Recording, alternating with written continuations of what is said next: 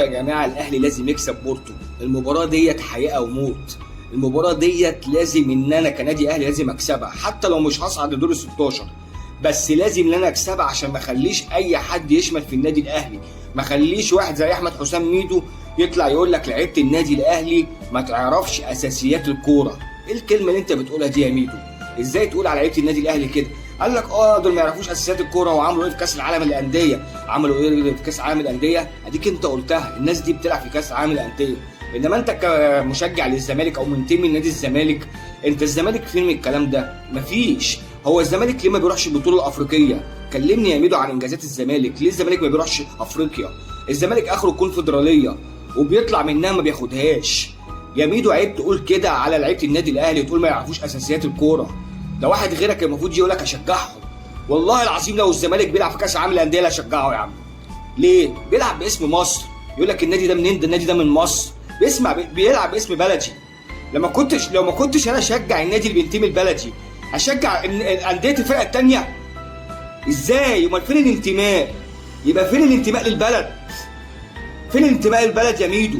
واحد زي عمرو اديب يقول لك ايه؟ الاهلي بيلعب بس الشوط الاولاني والشوط الثاني ما بيلعبش. يا عم روح شوف حراره الجو هناك عامله ازاي، شوف الرطوبه بتاعت امريكا عامله ازاي. يا جدع ده الناس كانوا قاعدين على الدكه قال لهم لا تابعوا المباراه من اوضه اللبس. طب ليه بيعملوا كده؟ عشان خاطر الرطوبه عاليه على اللعيبه. وتيجي تقول لي اصل النادي الاهلي بيلعب الشوط الاولاني وبعد كده الشوط الثاني اللياقه البدنيه بتنخفض. ما لازم اللياقه البدنيه تنخفض.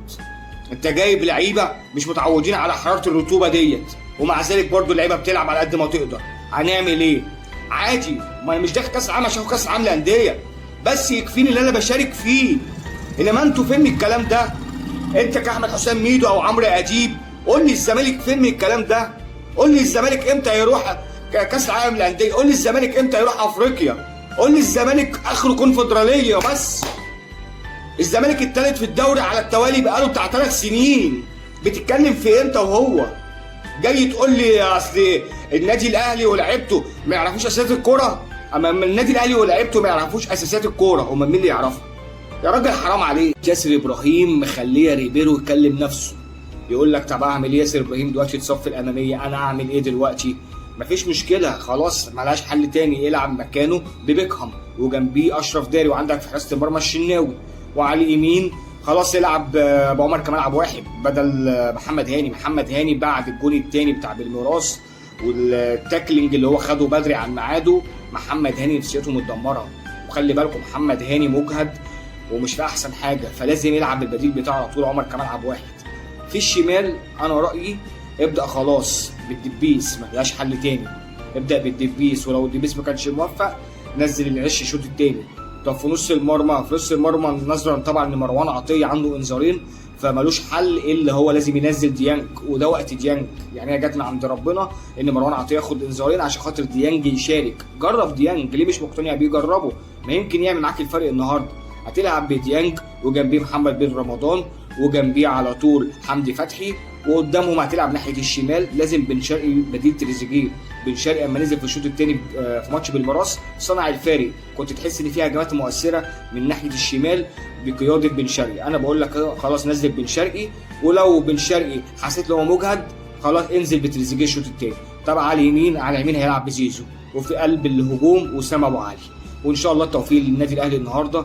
عايز اقول لكم يا جماعه لازم الاهلي يكسب المباراه ديت، بصرف النظر كسبت 2 بونت، بصرف النظر ما صعدتش، بس يبقى اسمك لعبت في كاس العالم للانديه وحققت فوز وهزيت شباك الفرق الثانيه في كاس العالم للانديه، عشان ما تخليش اي حاقد بيحقد عليك ان انت في كاس العالم للانديه او يقول لك ايه ده انت زي ما رحت زي ما جيت. لا، انا شاركت في كاس العالم للانديه وحققت فوز على بورتو وتعادلت مع انتر ميامي وصنعت الفارق، وان شاء الله باذن الله نصعد بمعجزه من عند ربنا. خدوا بالكم يا جماعه حارس المرمى بتاع بورتو مصاب، والحارس المرمى الثاني برضو بتاعه مصاب، فدي ممكن تكون بشرة خير.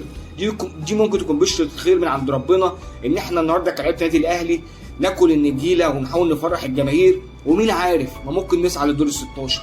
طول ما ربنا معاك وبيوفقك المستحيل هيبقى سهل والصعب هيبقى سهل ان شاء الله. خدوا بالكم النهارده الاثنين حراس المرمى بتوع بورتو مصابين، يعني يلعب الحارس الثالث، وطبعا الحارس الثالث مش هيبقى زي الحارس الاول بتاعهم. فان شاء الله نعمل هجمات بس ونروح على الجون بتاعهم وان شاء الله نصنع الفارق ونكسب النهارده 2-0 ونصعد لدور ال 16 باذن الله.